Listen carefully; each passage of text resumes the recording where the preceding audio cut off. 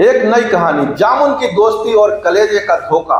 हरी भरी नदी के किनारे एक विशाल जामुन का पेड़ खड़ा था। उसकी डालियों पर लटकते मीठे मीठे जामुन चमक रहे थे, मानो कोई ज्वेलरी स्टोर हो। ऐसे पेड़ पर रहता था चीकू नाम का एक चालाक बंदर। चीकू दिन भर उछल कूद करता, जामुन तोड़ता और मजे से चखता। नदी के गहरे पानी में तैरता था मोटू नाम का एक विशाल मगरमच्छ। मोटू का पेट हमेशा भूखा रहता, लेकिन जामुन की खुशबू से उसका मूड बन जाता। एक दिन चीकू ने एक रसीला जामुन नदी में गिरा दिया। मोटू ने झपट्टा मारकर खा लिया।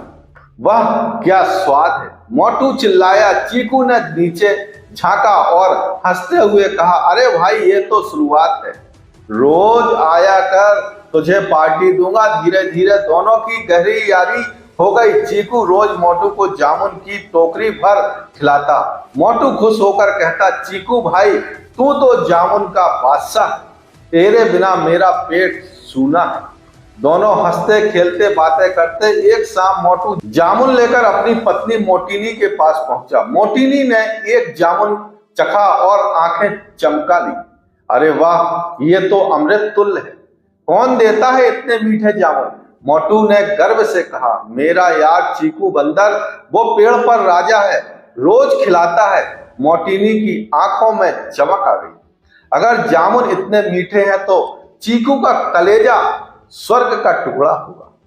सुनो मोटू, कैसे भी करके कलेजा लाओ, आज रात से खाना बंद। मोटू हक्का बक्का, लेकिन पत्नी का कहना टालना नामुमकिन। अगले दिन वो चीकू के पास पहुंचा। भाई चीकू, तेरी भाभी तुझे बहुत याद कर रही है, कल रात तेरी तारीफ सुनकर फैन हो गई है। बोली, ऐसे दोस्त को घर लाओ, आज पार्टी है, चल मेरे साथ, भाभी के हाथ का खाना मिस मत करना। चीकू खुश हो गया। अरे वाह भाई, भाभी को सलाम, चलो आज तो मस्ती करेंगे। वो छलांग लगाकर मोटू की पीठ पर चढ़ गया। मोटू नदी पार करते हुए समुद्र की तरफ चला गया। बीच रास्ते में रुक गया और सच्चाई उगल दी। भाई माफ करना, असल बात यह है कि भाभी तेरा कलेजा खाना चाहती है। जामुन खाकर कलेजे का शौक चढ़ गया है।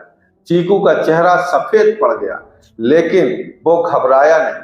हंसते हुए बोला, अरे भाई, बस इतनी सी बात, पहले क्यों ना कहा? मैं तो कलेजा पेड़ पर ही लटकाया था।